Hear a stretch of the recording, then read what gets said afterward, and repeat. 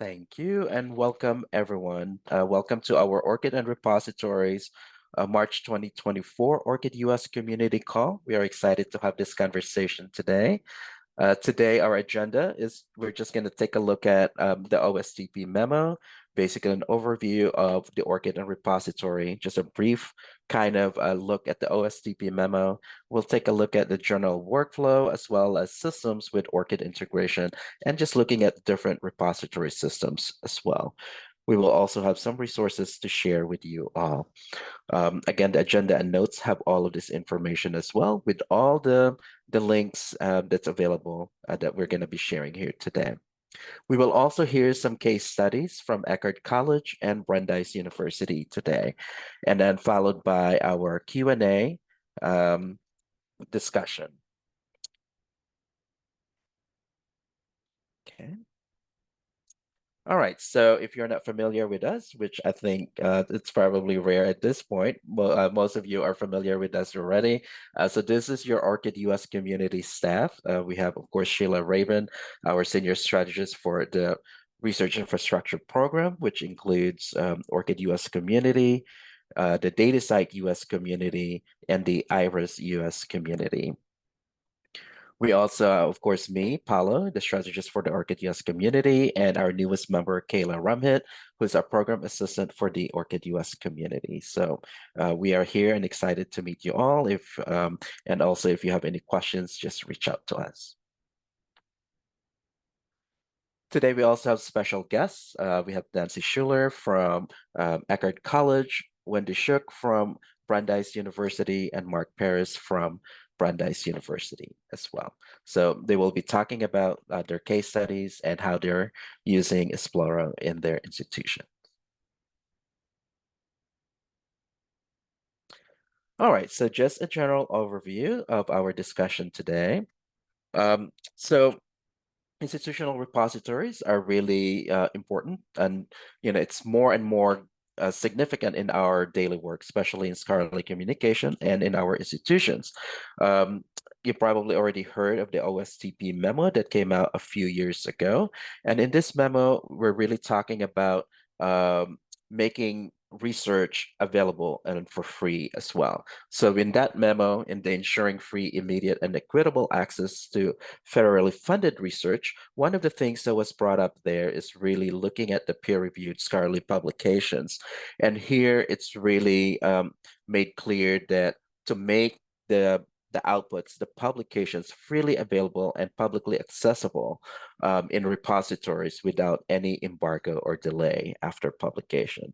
So it's really important to have those federally funded research and the publications that comes out to that to be available to the public. And I think that's a big part of this OSTP memo that we are kind of looking into more and more since it was released. And we also have information about the NSPM 33 that's also kind of relates to this as well. Kayla just actually shared that a link to the memo, so please take a look at it. And if you do have any questions with that, please don't hesitate to reach out to us.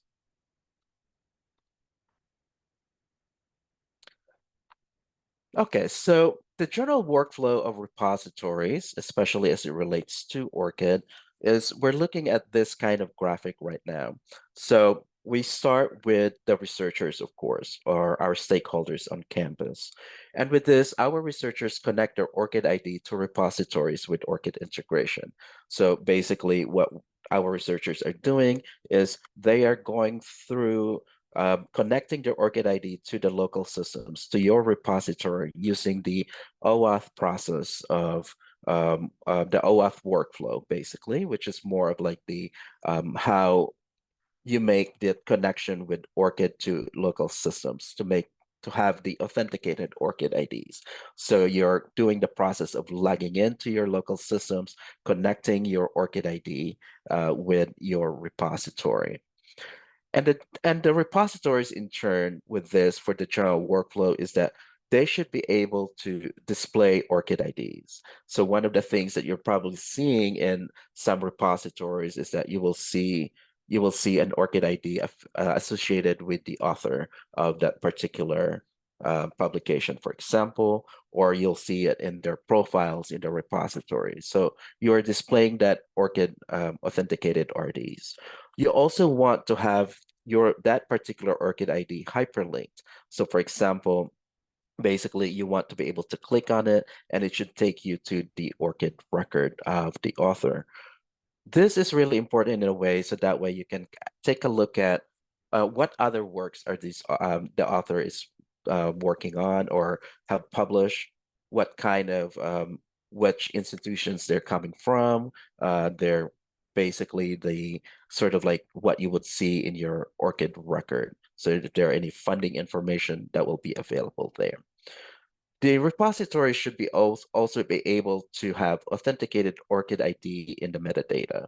So again, when we talk about authenticated ORCID ID, we're talking about the researcher going through the OAuth process, logging in to the system using their ORCID ID or connecting their ORCID ID to the system.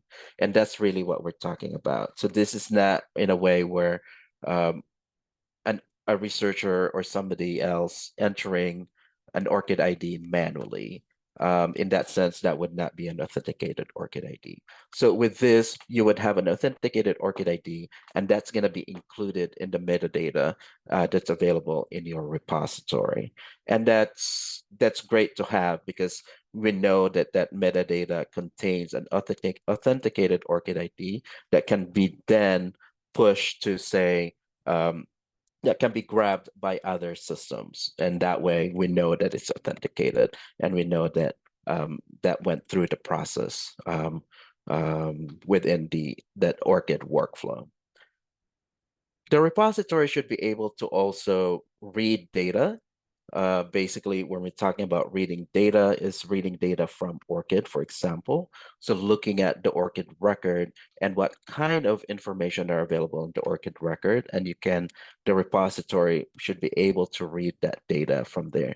So that includes other publications, for example, maybe perhaps other information like affiliations, funding, all of those things. And then be able to import that into the repository. So that's kind of an ideal way to have in this particular workflow. And another thing is also to be able to write and update ORCID records. So basically what we're talking about is to be able to push information from your repository to the ORCID record.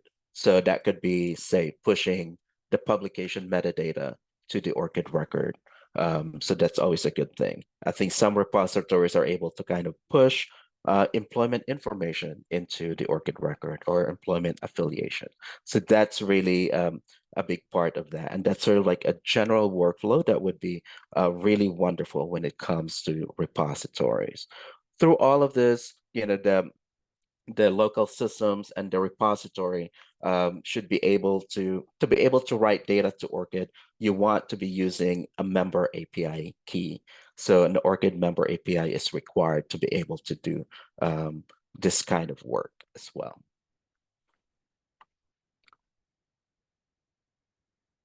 And there are some best practices and recommendations as well. Some of this I've kind of already talked about on the previous slide.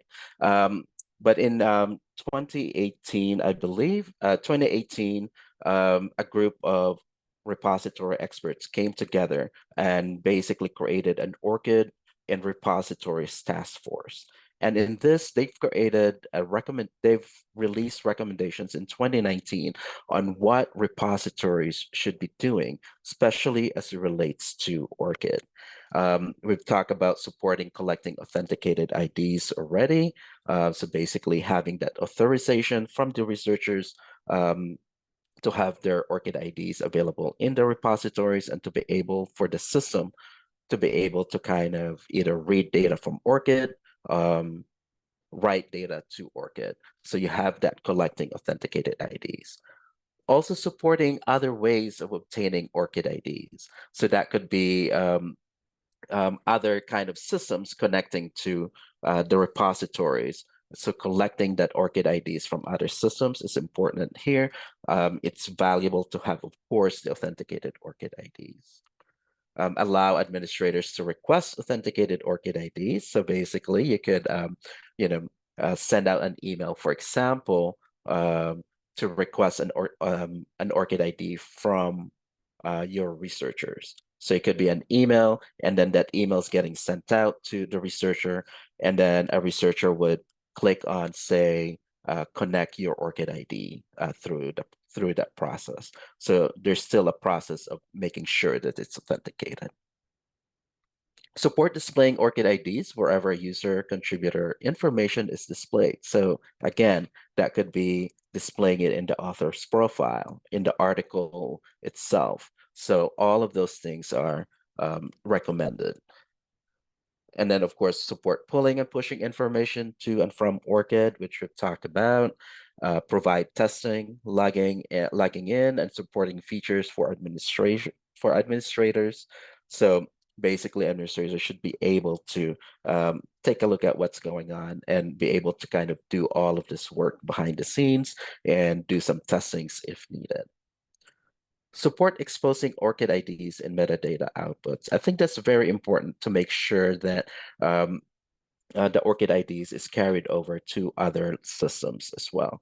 So here, wherever possible, those ORCID IDs should be able to be pulled and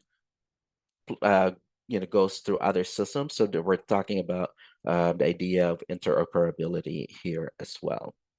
And finally, provide documentation about ORCID features for both administrators and end users, which is important for everyone to make sure that everyone knows what's going on, how they can do things, what needs to be done, troubleshoot, all of those things.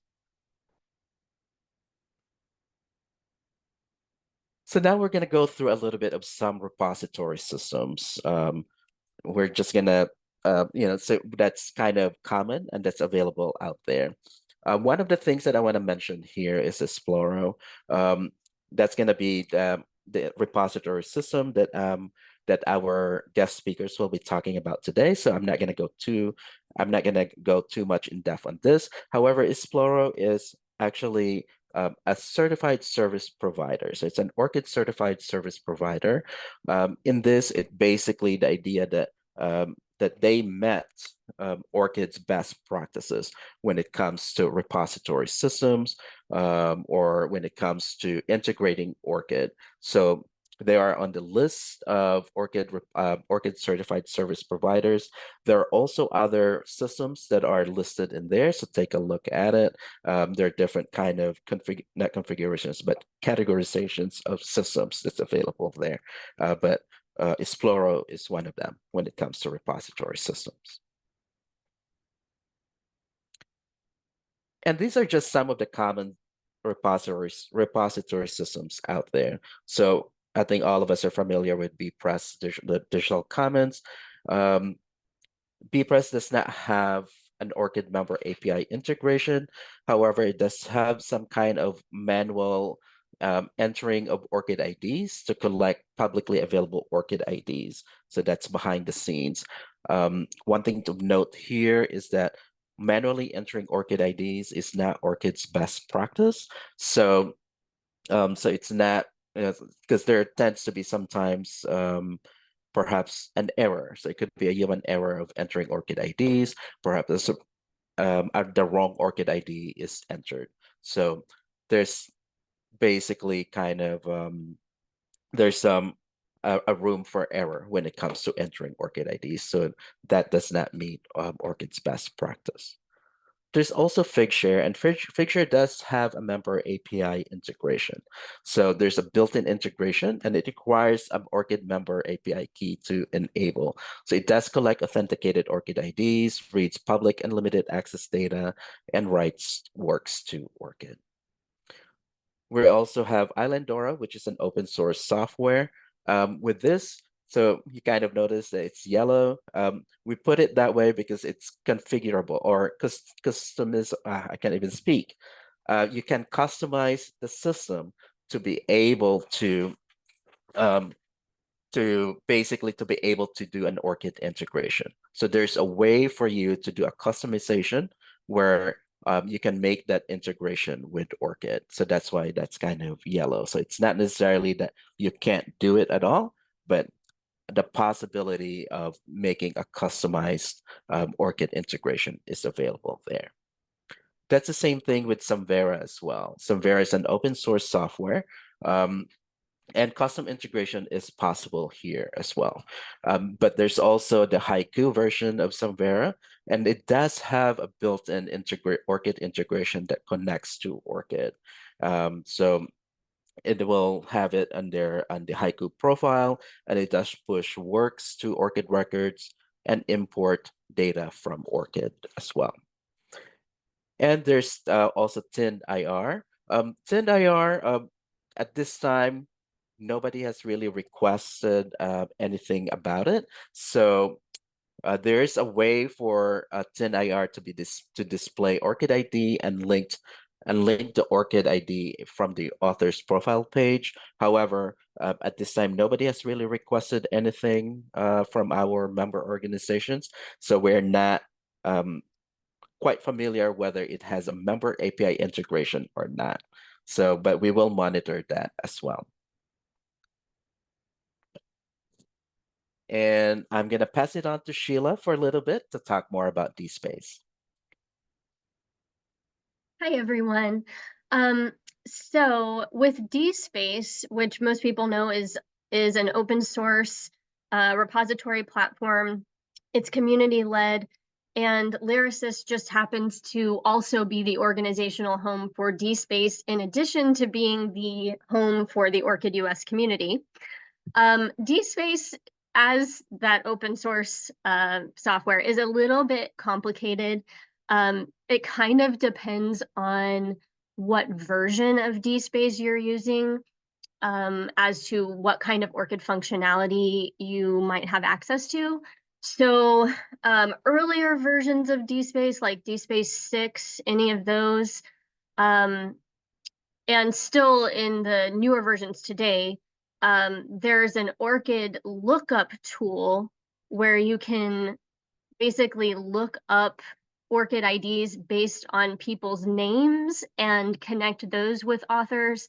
But that is not authenticated. It's just basically searching the public ORCID data. And if you have somebody that has a really common name, it's very difficult to determine which ORCID ID actually belongs to the specific author that you want to assign an ORCID ID to. So it's not ideal. It doesn't meet the best practices, but it is a possibility there. And then there's also been the option of basically taking existing ORCID IDs that you either maybe gathered from a different system that has an ORCID integration. So it could be authenticated ORCID IDs, or it could be unauthenticated ORCID IDs, but basically uploading those into DSpace and then assigning those to authors. With version 7.3, which I think came out last year, my sense of time is very skewed. Version 7.3 introduced an actual API integration, so you can actually use your member API key for that integration, and it's for connecting authenticated ORCID IDs with the new people profiles or entity profiles in DSpace. And so researchers can go in, they can go to their profile, connect their ORCID ID with their profile, and then they can send works from their repository to appear on their ORCID record. If you have funding information in your repository, that can also go to their ORCID record. So that was a really great development. However, over the past several months, as the versions of DSpace have kind of progressed to 7.4, 7.5, etc., there were some institutions migrating to those newer versions of DSpace that started to notice some bugs and started running into some various challenges with that ORCID integration. So we actually, as the US ORCID consortia leads, we work quite a bit with our counterparts in other countries. And so in working with specifically our counterparts in Canada, Ireland, and South Africa, we kind of came together to explore some of the issues that were happening.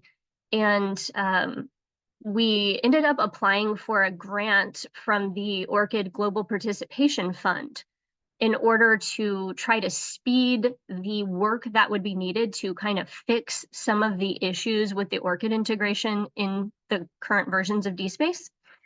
And that grant work was successful. There's a link in the agenda document that we can share in the chat that talks about that project. So we ended up getting that grant because, as many of you may know, with open source software, we have to either rely on volunteers to do development work, or we have to raise funds to pay contractors to do the work if we want anything specifically to get done. Even though Lyrasis is the community home for DSpace, we don't have developers that are able to work on DSpace. We basically just facilitate the community activities and provide that kind of infrastructure.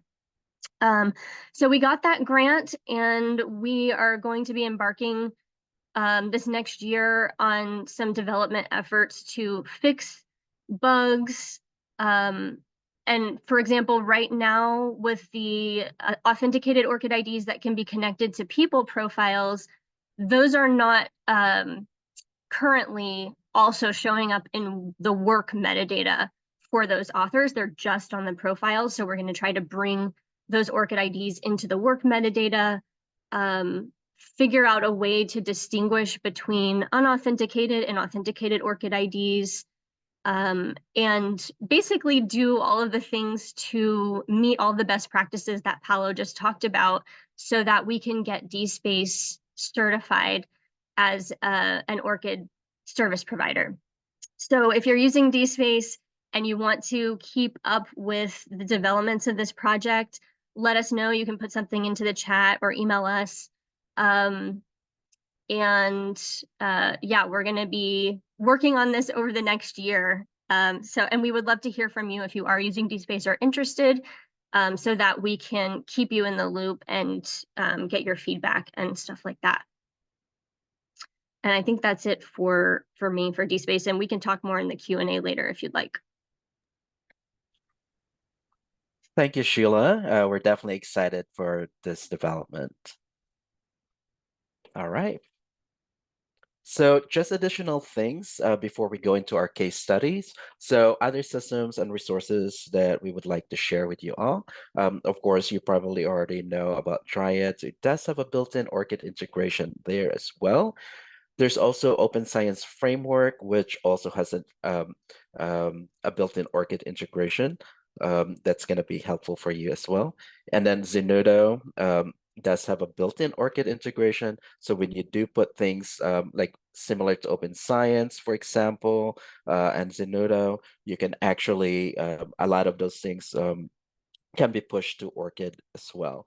So with Zenodo, if you have data, or if you have your data set, for example, in Zenodo, you can include that to you can have that pushed to your ORCID record via the DataSite comments. So that's kind of the integration there.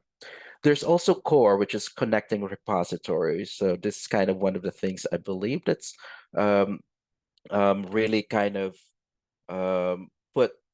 kind of collect or harvest different repositories. So you can actually go in here and see different repositories from different institutions. So that's kind of the beauty of that. There's also Re3 Data, which is just a registry of research data repositories. So you can search for data repositories in there. And finally, we have IRIS, which is Institutional Research Usage Statistics. And this is also one of the things that Lyrasis works on. Sheila is actually handling the IRIS US community. So in this one, you can actually look up usage stats based on ORCID ID. So for example, you can enter your an ORCID ID and see what the usage statistics for that particular author is. So that's Iris in general, and there's more to it other than the ORCID ID part. All right, so I am going to stop sharing, and we are excited to hear from Nancy Schuler from Eckerd College. So Nancy, go ahead and take over. Great, thank you, Paula. Let me share my screen, make sure it's working for everyone. And I have to apologize, I'm getting over one of those dreaded winter coughs, so hopefully my throat lasts for the next 10 minutes. But hi, everyone. Everyone see my screen okay? I think that's working. Yes. My name is, great, okay. My name is Nancy Schuler. I'm e-resources and serials librarian at Eckerd College. And I wanted to thank Paolo for inviting me here today to share our ORCID implementation story. We are in the process of implementing the ORCID integration this year into our Esploro IR. And I hope our experiences as a small institution gives others some ideas for how to get started. I know, looking at the list, I think everyone here is pretty much bigger than us, which is, I'm not surprised because we're so small. But hopefully you'll have some things to take away for your projects as well. Okay, so most likely you've never heard of Eckerd College, but we are a small liberal arts college in St. Petersburg, Florida, which is about 30 minutes from Tampa. We are surrounded by Tampa Bay and just a couple minutes from the Gulf of Mexico. So we're a pretty science-heavy school with a big emphasis on marine science, chemistry, and biology. We have fewer than 2,000 students total and about 175 faculty. And we're also pretty relatively young. Our first graduating class was in 1964. And just so you know how truly small we are, this is basically our library. We have about a dozen people who basically run and do all the things an academic library does. And we've never had an IR. So it's been a big undertaking the last couple of years, given the fact that we all wear many hats. My role is the e-resources librarian, but I also do serials management, and I'm now the IR manager, and then we also all have to teach. So definitely lots of hats being worn in our little library. We also don't have a scholarly communication librarian. I'm probably the closest thing to it. So we chose Esploro. Esploro is the institutional repository solution offered by Ex Libris, which also provides the ALMA integrated library system and the Primo VE discovery platform. We chose Esploro because we migrated to ALMA in 2020, and moving to an IR platform built on a similar structure to ALMA made sense to us. We didn't have the infrastructure to take on an open source IR, and we knew that we could take advantage of existing integrations in ALMA and not have to learn them a completely different platform. We also didn't necessarily want to focus on having a repository of open access works as our main goal, but to also have a platform that captured all aspects of faculty work at the college. So Esploro was our solution to that. One of the big challenges we face is being siloed, and some of our discipline areas getting more attention than others. So we wanted an IR capable of showcasing a variety of intellectual and artistic outputs. And finally, the traditional challenges of manually adding works to an IR would be too challenging for our small team. So Esploro has a next generation feature that really appealed to us, where we can kind of somewhat automatically harvest research assets for our researchers, kind of help supplement the content in the repository. So I'll talk about that in a little bit more too. Okay, so why did we also go with ORCID at the same time? So as we were implementing Esploro, we learned that having some researcher IDs would help with this next generation feature of Esploro, which Ex Libris calls smart harvesting, if you haven't heard of that term yet. So having a researcher ID attributed to an existing researcher helps make that connection a little bit more accurate. So that was definitely appealing to us. ORCID IDs also routinely came up from our faculty, as many use it in publications and grants. It also seems to be open to all disciplines, and while it isn't yet completely cover the types of works that we have at our institution, I was really happy to hear during the ORCID community call just before the session that they are going to be expanding the work types to include more within the arts. So we definitely would love to see more work types like art exhibitions, films, and music compositions. So that's definitely exciting news. It would be even better if they also were compatible with the equivalent work types that we have in Esploro, but that might be a different conversation. ORCID IDs, as you all know, are also being captured in more publications and grants. So it's a familiar understanding and concept to researchers. And I think a lot of researchers expect a lot of these research information management systems to work magically behind the scenes and to make these types of connections automatically. We all know that there's always a process behind this magic. So we chose ORCID to kind of take a step in that direction. And it was really appealing to just have the ORCID community as a resource as well, since we're kind of implementing both at the same time. So our implementation timeline, we implemented Alma in the fall of 2020, lots of things going on that year. Esploro, we added on the following year, and then the last couple years was focused on building collections and then getting our researchers, our faculty to submit their works, which was the bulk of last year. So this year we're taking on the ORCID implementation component. So this is our homepage for our implementation of Esploro, which we're calling EC Scholar. It includes student works as well as faculty works. We've been live for about 2 years now. And of course, it's a constant work in progress. You can see the faculty profiles area kind of at the top header bar. Each faculty profile, we have 86 right now. And if you go into one profile, you can see a little bio of each researcher as well as their ORCID ID. So the ORCID ID we did add if we were able to identify them. And then the other piece that's key is this listing of scholarship and creative works for our researchers. So these works are either added manually or through that automated smart harvesting process. So on the records that you see for Professor Suida here, she does a lot of research on microplastics in Tampa Bay. The top 2 were manually put in, while the bottom 2 were automatically harvested by the system. So that was a nice way to kind of supplement the things that researchers could put into the system.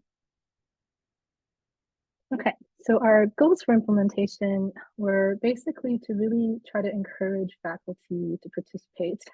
I think we all know that IRs are difficult to get that faculty researcher engagement. So we were pretty happy with having almost half of our faculty with published profiles after just a year. We want to kind of keep increasing those incentives for faculty to share their work with us. And we think that ORCID can have a role to play in that. We hope the increased ability to accurately add their works using that smart harvesting process and having the ability to push our records to their ORCID profiles will give them reason to maintain their works in our system. So that because if they're already knowing that we're adding what we can, hopefully they can just kind of take a look once a year and just supplement as needed. This works particularly well with researchers with traditional publications like journal articles and books. So they would just then only need to go to the platform to verify what we have and add other things like conference presentations. The other big incentive for ORCID integration is that they only have to make updates in one place, like I said. So pushing their work from our system to their ORCID profile prevents them from having to do it in multiple places. So hopefully that's good reason for them to kind of use our platform and keep that platform within our institution so that they have full control over the truth of record for their research. Okay, so just so you can get a sense of what it looks like within our platform, when you explore faculty profiles area and then select a specific researcher, it shows you their profile, which includes a tab of their publications, but also has a link to their ORCID identifier, which links to their ORCID page. So this is one of our pilot ORCID testers who helped us test out the integration this fall. The integration lets us use the ORCID link to push her works from our platform to her ORCID profile. So you can see in this initial listing down below, this one came from our EC Scholar platform and went right into her ORCID profile because she did give us a trusted entity status. To date, we have set up the ORCID integration. which was actually really easy. You can see kind of the screen within Esploro that has all the different settings that we needed. We needed a couple of pieces of information from ORCID, from our admin portal, and then we needed our institution's grid ID number to set up that connection to verify things like employment. And then we created some user documentation to share with researchers so that they could see the step-by-step process of sharing their profile. And then we invited faculty to help us test. We invited all faculty in the fall. We got 5 responses. So that's kind of our situation is, getting faculty to engage and taking time from their busy teaching schedules to help us kind of build this repository. So this is where we're at now. So as I mentioned, we have about 175 tenured to tenure track faculty at Eckerd College. Since last year, we've had 86 published profiles. A significant number of those with published profiles already have ORCID IDs. So last I counted, it was about 60 people that I know of, at least through the ORCID search on the website. And we have made the ORCID integration available to all faculty just recently, but we still have a very small number of 5 who've actually set us up as trusted entities. So we hope that, once things kind of get going a little bit more this semester, we can encourage more faculty to get us set up, and so they can kind of see the value of having us set up as a trusted entity. Okay, so just to kind of summarize a couple things that we certainly learned this year.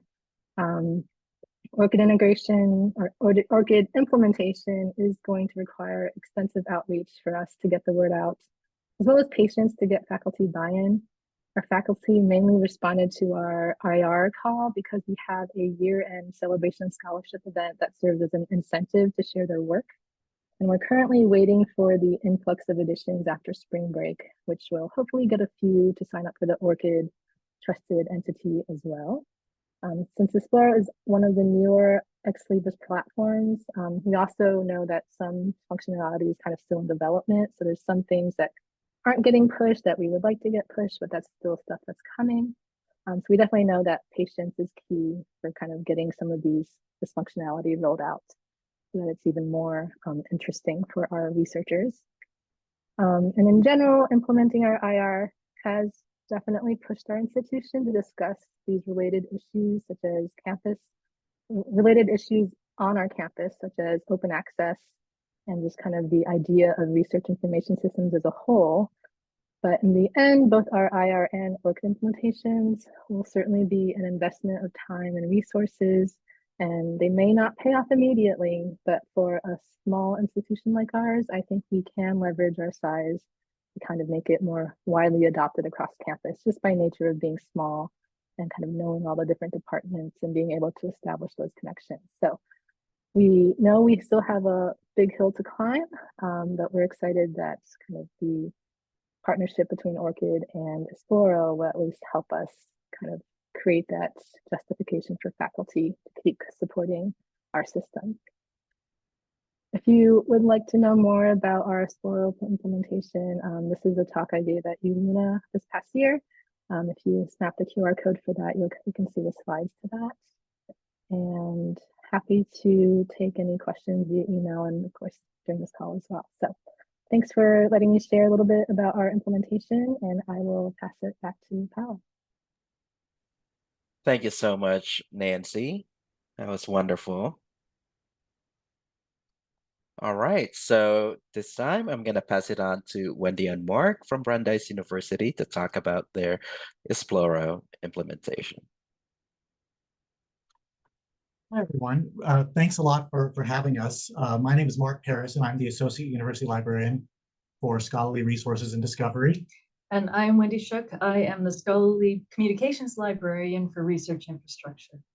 So I'm going to open us up by talking a little bit about Brandeis and our context for implementing Esploro and moving forward with a lot of the integration with ORCID. And then Wendy's going to dive into the weeds in terms of exactly what we're doing with that integration and with our implementation of Esploro specifically. So a little bit of the context: Brandeis University, just a tad older than Eckerd.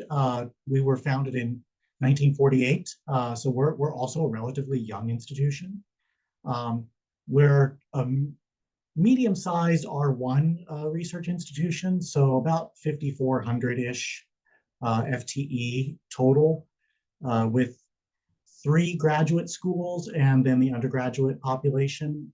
So we have the Brandeis International Business School, we have the Heller School for Social Policy and Management, and then we have the Graduate School of Arts and Sciences, which is all of our sciences, liberal arts kind of graduate programs.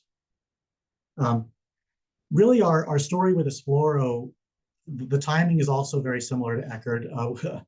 We were looking at what our options were to change repository platforms back in 2019. We had gone through a requirements process, so we wrote up a formalized requirements document.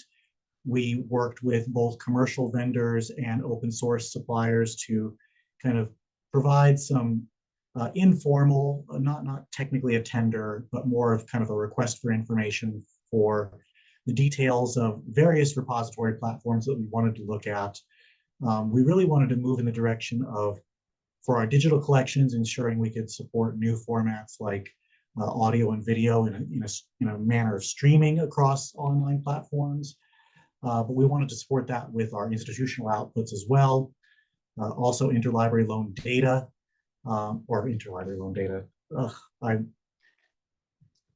research data,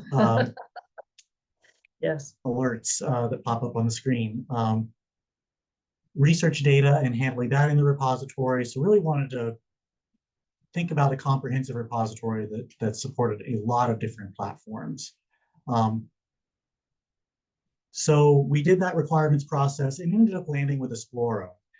Some of the pieces of Esploro we weren't sure about at the moment of implementation. We started implementing in spring of 2020. So January 2020, actually, we kicked that off.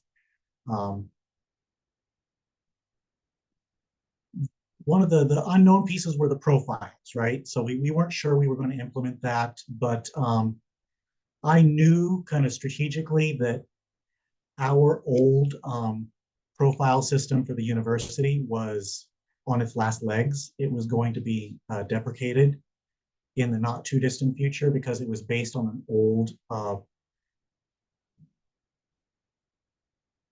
of university-wide management system. We used PeopleSoft before, and we had already transitioned to Workday, and the old profiles platform was built on PeopleSoft, or leveraging the data from PeopleSoft. So I knew that there was going to be a transition in place.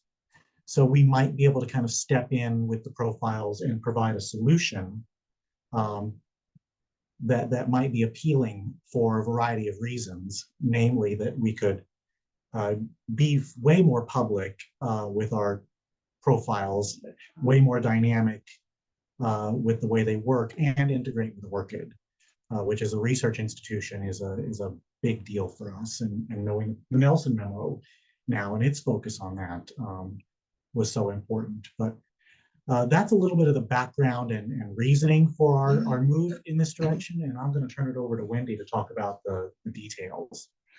So as Mark alluded to, that we have the profiles set up for our faculty, but what sets Brandeis apart from other institutions is that every faculty member, every researcher on campus is required to have all of their scholarship in the repository.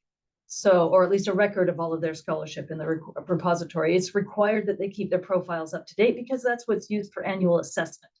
And so they have a real strong motivation to keep their scholarship up to date. And we have an 100% uptake because of that. Esploro, as we already mentioned, Esploro has tools for automatically harvesting, the Smart Harvest tool, published content, but author matching is consistently a problem, except where our faculty have their ORCIDs connected through ScholarWorks to ORCID.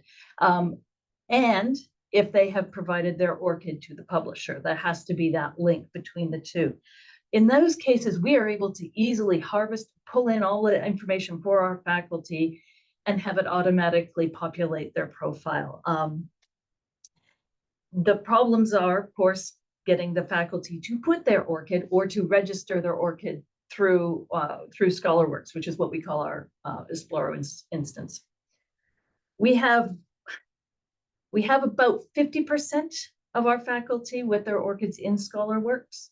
It was a little bit higher until we pushed out all of the postdocs as well. Now our numbers have gone down a little, so I have to do some outreach. And that has been the name of this game for months now, is doing faculty outreach, faculty education, because a lot of faculty still do not know what ORCID is, and they don't know how to use it. At a faculty meeting I was recently at, a few of them had it conflated with social sites like academia.edu and ResearchGate. They thought it was another one of those kinds of sites. Didn't really realize it was actually an ID and used for tying your research together with your grants and with your data sets, if you have any. This information is still not widely understood, especially outside of the sciences. Even within the sciences, though, some of our science uptake, we have faculty who have ORCIDs, but they're not using them, which is a problem. And it's a problem that's becoming more and more clear the more data that I'm pulling in from Smart Harvest and seeing just how big the disconnect is. Sometimes just how much the author information being pulled from publishers is incorrect, or the affiliation information is just plain out missing. And without that kind of data, without that kind of correct data, all of the bibliometrics that we do are going to be skewed at best. So this becomes a really big problem. So what we have been doing, or what I've been doing for the past few months, is going out to faculty and doing outreach. It turns out that even when directed by the provost in the annual email about their activity reports, a reminder from the provost that they should get their ORCIDs into their faculty profile, that didn't make any difference at all. What makes the difference is going to the actual meetings and having the discussion with faculty, because even from an email from the provost, they're like, I don't know what this is, and I'm just really not interested in dealing or finding out about it right now. So the outreach has become a very big piece of the ORCID story here. There was a question in the preparation for this about why ORCID. It's because ORCID is one of the only, it is the only non-proprietary open source ID out there. It's widely accepted, and it's being accepted more and more, like for grant applications, for large grant applications. And so I can sort of see that there is scope for ORCID to become the de facto standard, and that would make adoption and uptake a lot greater, because then it would be a requirement, more of a requirement. Faculty would understand that this is actually your digital thumbprint on things, not somebody who's out to get your personal information to be able to resell it somewhere else, which is sometimes the impression that people have.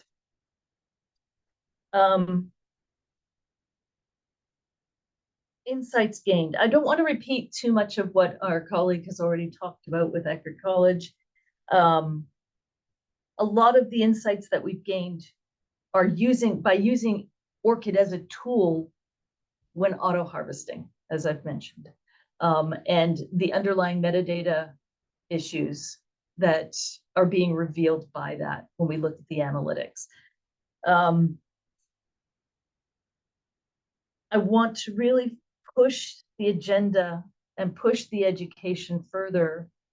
And I'm not entirely sure how to do this, so this might be a discussion point for after our presentation, is how do we actually get this message out to faculty and researchers? Because it's kind of clear that it's not getting there. It's not getting there in the numbers that we really would like to see. Because it would make their lives easy, it makes our lives easier, it makes the data more consistent and repeatable, and it makes the connections between all the research products, and I don't have to explain this is the ORCID group, we all know what ORCID does, but it makes all those connections that much more reliable, and that word isn't getting out because we just don't see the uptake. And that's what I would like to really attack and accomplish going forward on this campus, but maybe using this campus as a template or a test bed for tools that other people can use on their campuses to get their faculty involved as well. We can actually show an example similar to what Eckerd showed. Is it there?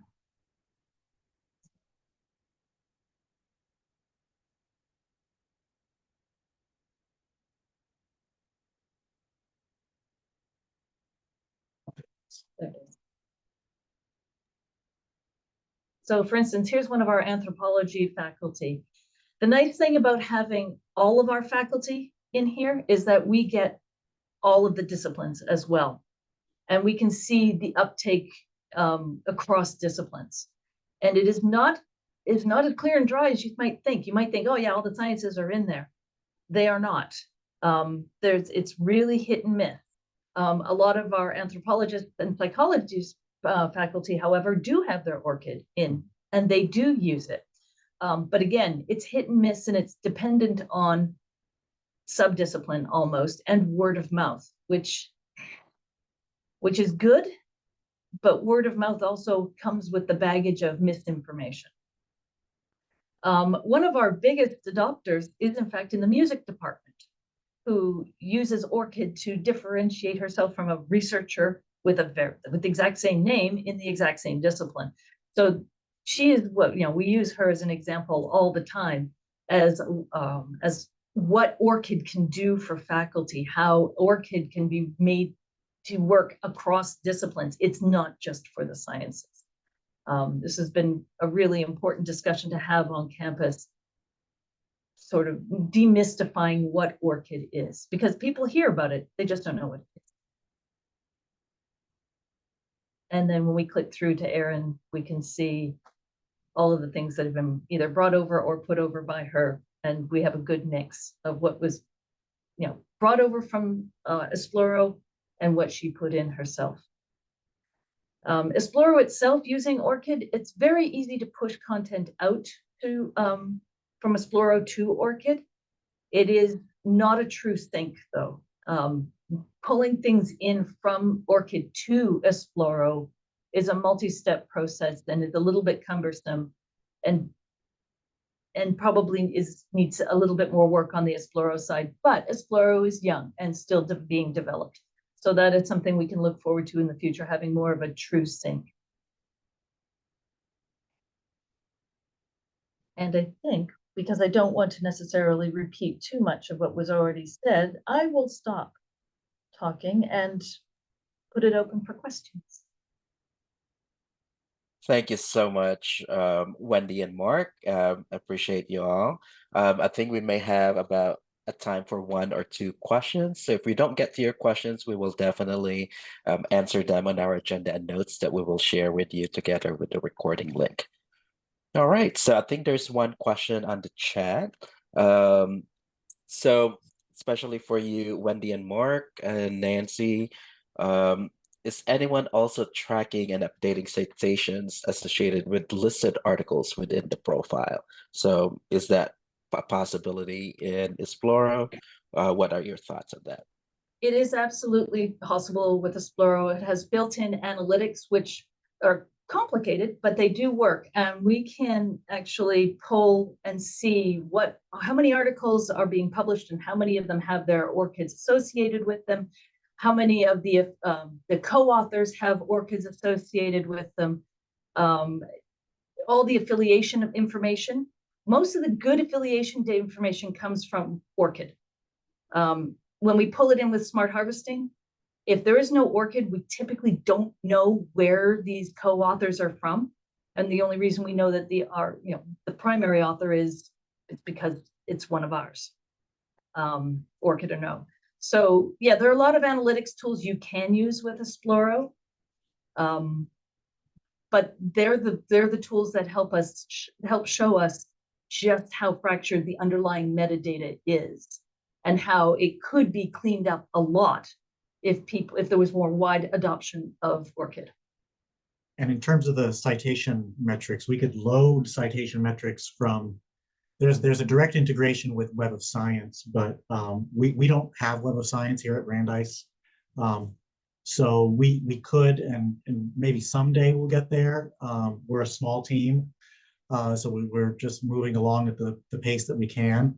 But you can load citation metrics, let's say from Scopus or from Google Scholar if you wanted to, and that would show up in the analytics. And that would show it in the analytics. We do have alt metrics, so. Wonderful. Thank you, Wendy and Mark. I think we're almost at the top of the hour. I just want to point out, I think one of the things that Nancy also talked about earlier is that there was a session earlier today, which was the ORCID Town Hall. So if you all are interested about that, feel free to email us at orcidus@lyrasis.org. We will send you the recording of that or a link to the recording when it becomes available. All right. Sheila, is there anything you would like to share before we close out the session today? Yes, thank you so much to everyone for being here, and especially to our presenters. Thank you so much for spending time with us. The topic of doing that outreach to researchers and really trying to get that message across, that's huge, and that is a challenge regardless of whether you're trying to get them to connect their ORCID ID with a repository or any other integration or system. So yeah, we'll be talking more about that as a community. We'll be doing another one of our ORCID workshops for researchers probably in May, so stay tuned for that. And I also think that as more requirements are implemented, like say from funders around, having to have an ORCID ID when you're applying for funding and that kind of thing, I just think it's going to take time. It's probably going to be a slower process than many of us want. But as more requirements get implemented and as more software systems and platforms have an ORCID integration, I think it's going to just slowly but surely become something. So all of us right now are very much at the forefront of this kind of relatively new technology. But anyway, thank you so much, everyone. And I hope you have a great rest of your day. Thank you all, and thank you, Nancy, Wendy, and Mark. And watch out for our email with the recording link and the agenda and notes. Thank you all.